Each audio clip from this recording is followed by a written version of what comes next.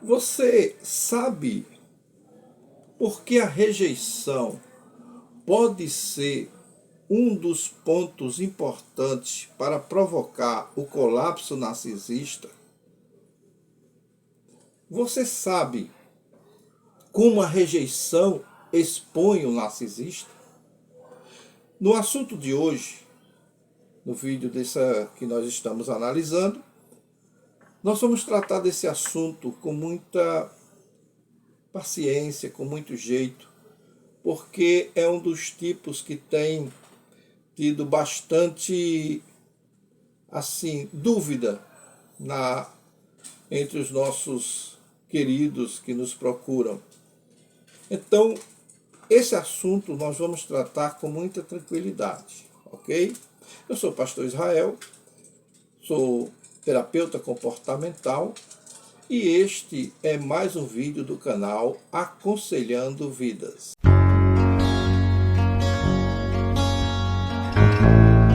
A rejeição, ela é difícil para qualquer pessoa, para qualquer indivíduo.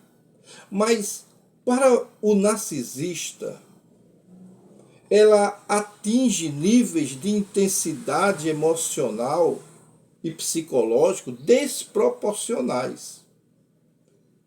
Indivíduos narcisistas ou pessoas que têm o transtorno de personalidade narcisista possuem uma autoimagem inflada e que muitas vezes mascara uma autoestima profundamente baixa. Porque por trás daquela confiança aparente há uma dependência externa de validação externa, né? E que, quando rejeitados, eles não somente experimentam a dor emocional, mas frequentemente entram em colapso devido à fragilidade de sua estrutura psíquica. No vídeo de hoje, vamos explorar um pouco mais como a rejeição pode causar o colapso em um narcisista patológico. Vamos analisar 3 aspectos que são, considerando assim, os principais para que nós possamos entender como é que ele atua na vida do narcisista. O primeiro é a identidade grandiosa, ou seja,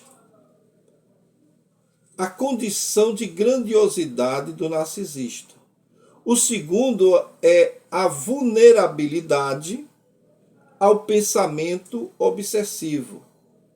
E o terceiro ponto, ou aspecto principal que a rejeição provoca no indivíduo narcisista é a disfunção emocional. Então vamos por parte, vamos falar primeiramente sobre a identidade grandiosa. Ou seja, os narcisistas, constroem a sua auto-personalidade, a sua auto-identidade, de forma que ele se mostre grandioso. Mas isso muitas vezes funciona como um escudo na sua armadura para se proteger ou proteger a sua autoestima muito baixa. A rejeição, ela ataca justamente essa fachada.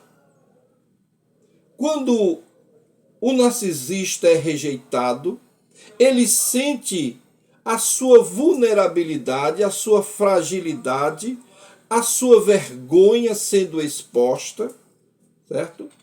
A sua inadequação sendo mostrada, e que muitas vezes foram reprimidas durante toda a sua vida dentro deles. Então eles se sentem verdadeiramente expostos na sua condição de fragilidade.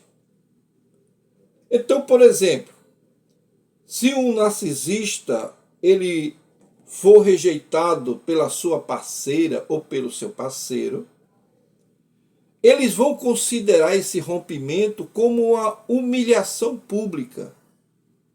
E o que isso significa?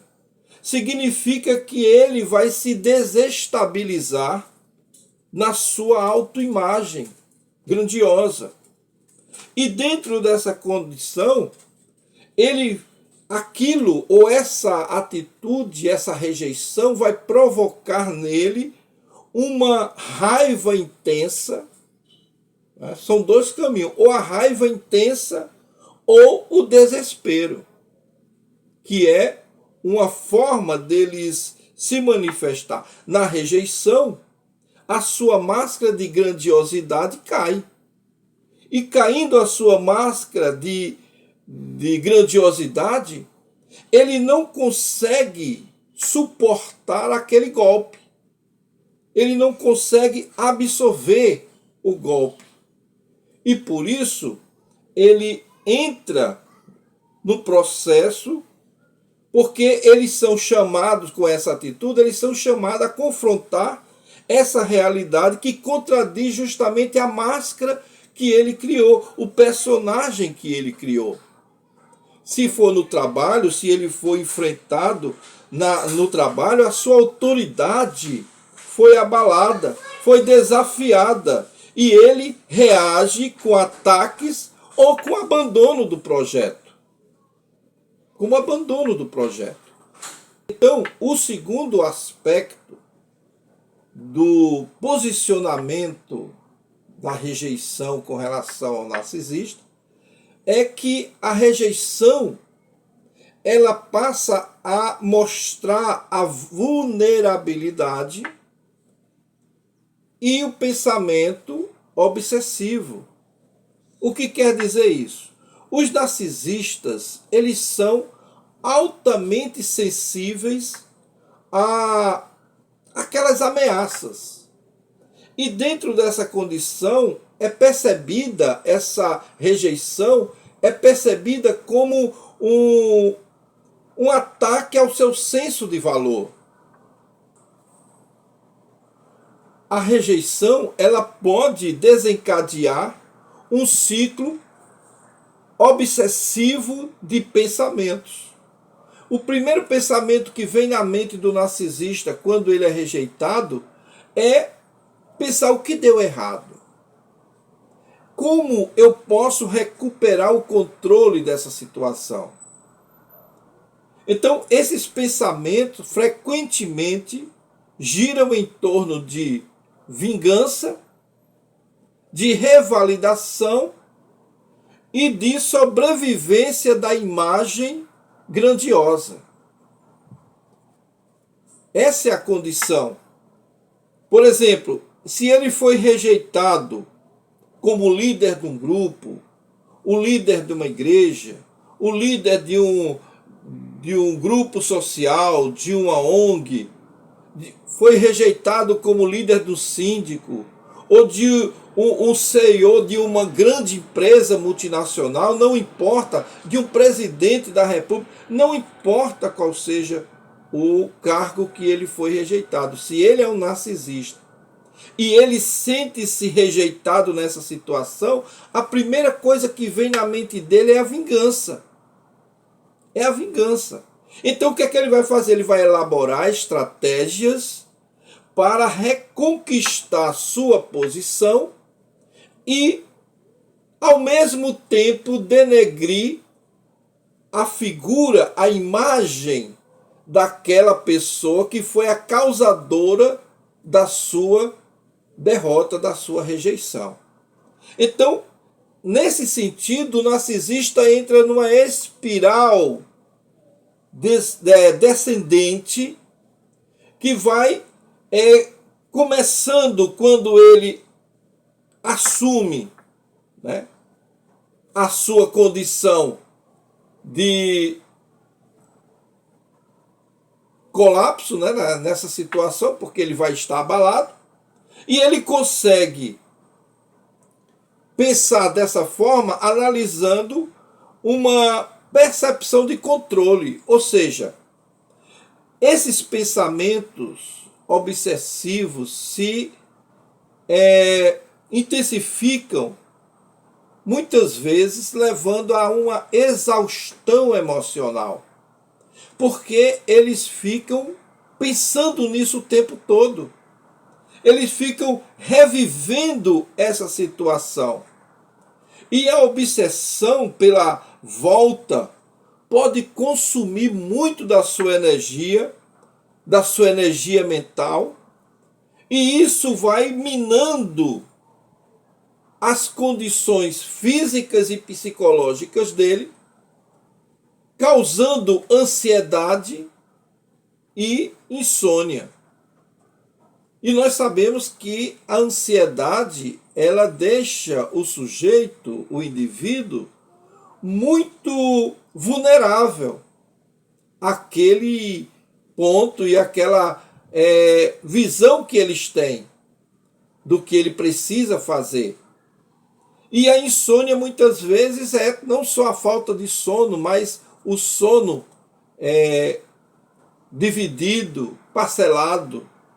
E aquele comportamento compulsivo que vai surgir a partir disso, vai surgir como uma espécie de eu tenho que falar alguma coisa, e começa a mandar e-mails para a firma que ele foi dispensado ou que ele foi rejeitado, ou para a ONG ou para a instituição que ele foi rejeitado, começa a entrar em contato com todo mundo, se tornando uma pessoa até muitas vezes insistente, ou por outro lado, tentando sabotar o trabalho daquele novo membro que está ou que assumiu o seu lugar. E ele vai tentar sabotar, porque o narcisista não aceita perder, não é? Então, vai ter duas coisas aí importantes nesse sentimento: é a raiva e a retaliação.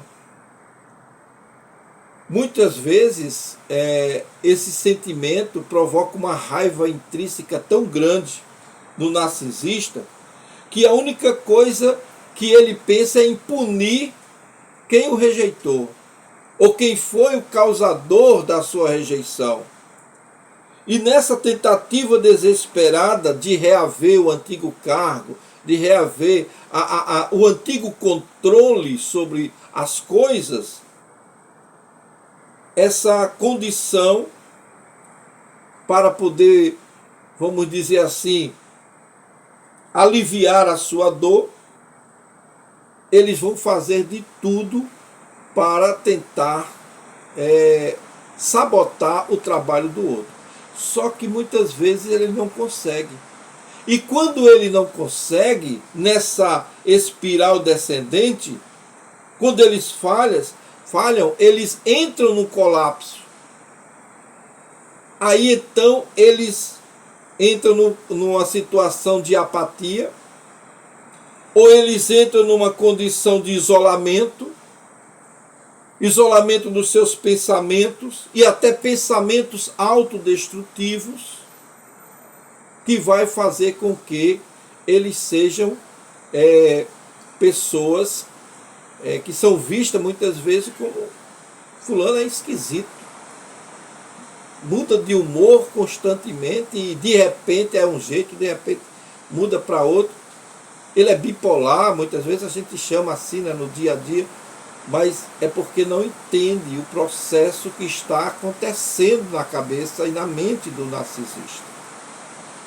O terceiro aspecto da rejeição na ação da vida do narcisista é que a rejeição vai provocar uma disfunção emocional e a desintegração psicológica do narcisista. O que isso quer dizer? Olha, nós sabemos que o narcisista, todo narcisista patológico, ele tem a incapacidade de projeção, ou de, melhor, de processar as emoções negativas. Todos eles têm. Entretanto, dentro dessa condição, você pergunta quais são essas emoções negativas. Eles não suportam o fracasso, eles não suportam a vergonha, e como nesse caso ele não suporta o colapso. Então, quando confrontados, esses sentimentos podem se tornar esmagadores na vida do narcisista. Porque eles têm duas funções ou reações diretas nesse momento. É a condição de se reprimir, e se no caso, porque nem todos reagem da mesma forma, outros usam a projeção, a negação do fato e projeta tudo aquilo em outra pessoa ou nos outros. Por exemplo, no trabalho, ao ser rejeitado, ao ser deixado de lado, ou mesmo ao ser confrontado com um erro, com alguma condição dessa natureza, eles ou se reprimem, ficam lá no canto dele calado e não reagem, vão embora, vão para casa, vão pensar, ou eles vão reagir da maneira mais cínica possível, né? Acusando os seus colegas de invejosos, de sabotadores, e até mesmo, se a ordem vem dos superiores, dos líderes, dos donos, dos CEOs da sua empresa, eles acusam de incompetência da direção. Sempre são os outros. Essa é a forma como o narcisista resolve as suas questões. E nesse colapso emocional, ele tem algumas perdas funcionais, de funcionalidade, e eles começam a entrar nessa situação decadente, em que a depressão é intensa, ela é repetitiva, ele experimenta esses distúrbios emocionais, que se caracteriza muitas vezes, preste atenção que isso é muito importante para que você possa identificá-los, pela desregulação emocional. O que é isso? É uma reação que vai da raiva ao isolamento. Como eles são imprevisíveis, você não sabe como eles vão reagir. Então eles podem reagir com uma explosão de raiva, ou então com a apatia, com o isolamento, períodos apáticos, né? E na segunda fase desse período, eles utilizam comportamento destrutivo. O que é isso, pastor? Como isso se dá? Se dá justamente pelo abuso de substâncias tóxicas, de álcool, de drogas, ou, por outro lado, com os gastos excessivos, começa a gastar, começa a fazer compra compulsivamente, né? Ou na condição de negação, ele não assume responsabilidade por nada. Então ele não quer mais saber de nada, não quer que ninguém lhe cobre nada e se isola no seu canto e pronto. Essa desintegração psicológica pode ser a mais perigosa, porque pode muitas vezes levar ao suicídio, pode levar também a uma dissociação cognitiva, não é? Então, isso afeta o narcisista e afeta todos aqueles que estão ao seu redor, porque eles vão interferir com essa situação na família, nos amigos, nos colegas de trabalho, aonde quer que eles estejam, eles vão influenciar de alguma forma negativamente o ambiente, certo? Então, essa questão, muitas vezes, para quem vê de fora, pode até perguntar, mas não tem um jeito de curar, de resolver, de ajudar o narcisista? Tem.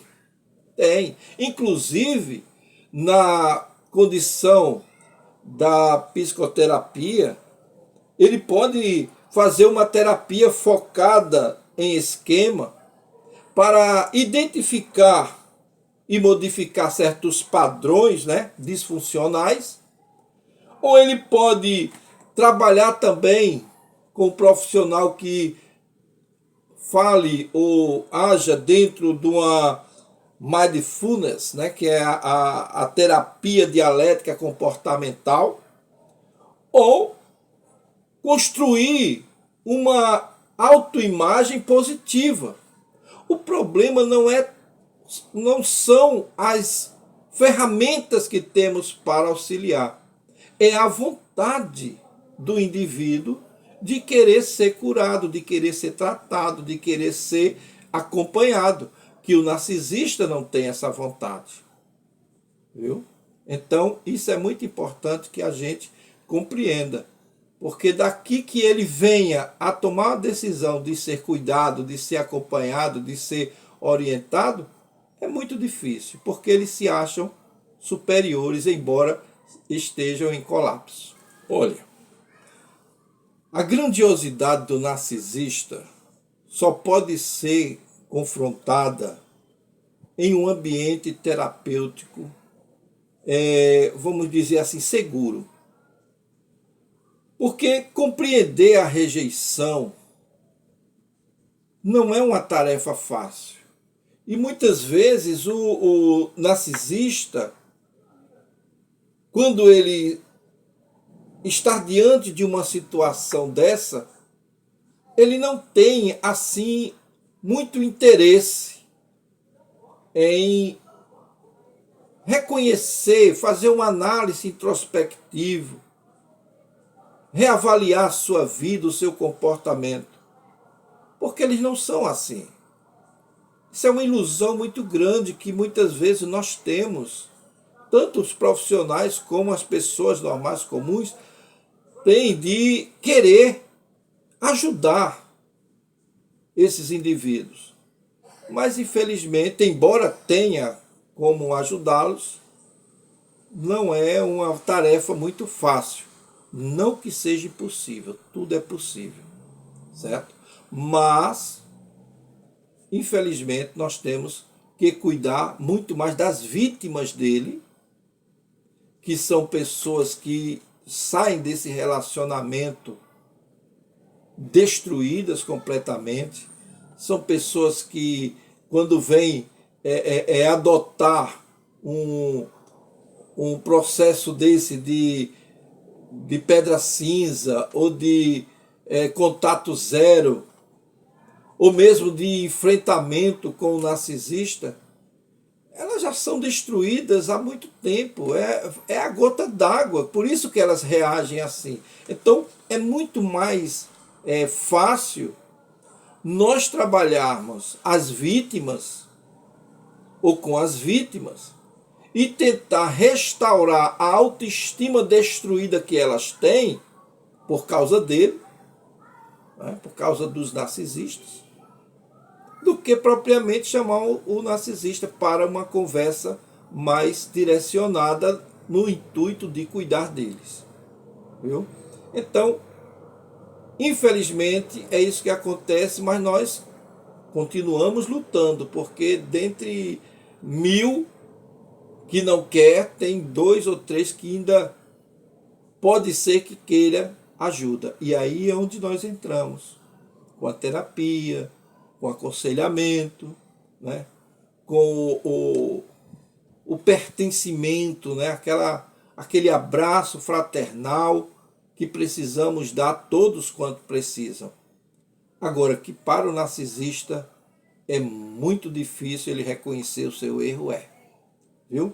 Então, nós estamos felizes porque estamos tratando desses assuntos e fazemos isso também no nosso curso.